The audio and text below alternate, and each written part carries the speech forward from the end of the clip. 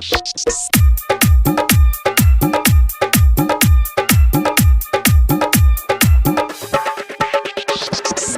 कंचन राज मां recording studio Simri बाजार।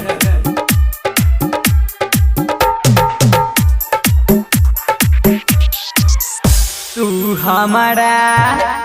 हमारा किया तर पावै छे,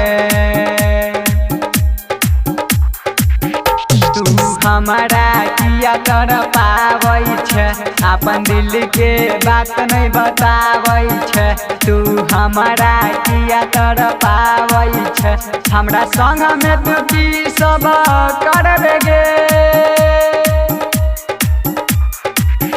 हमरा संग में तू की सब करबे गे, किया हमारा तू सतावै छे।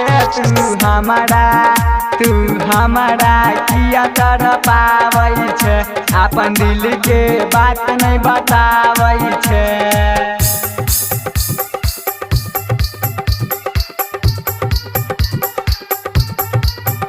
मां डीजे रिकॉर्डिंग कंचन स्टूडियो राज सिमरी बाजार।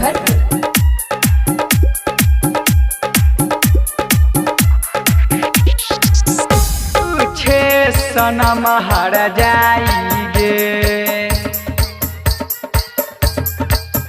मन करे हम मर जाइगे।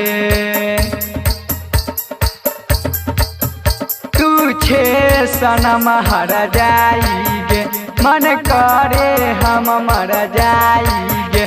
तोरा देखे से हमार दिल धड़के, तोरा देखे से हमार दिल धड़के। तू सपना में रात के आवै छे, तू हमारा किया कर पावै छे, अपन दिल के बात नहीं बतावै छे।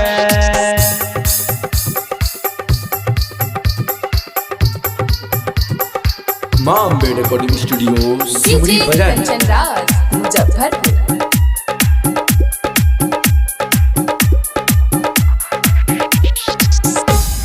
जान छे हमर सब जानई,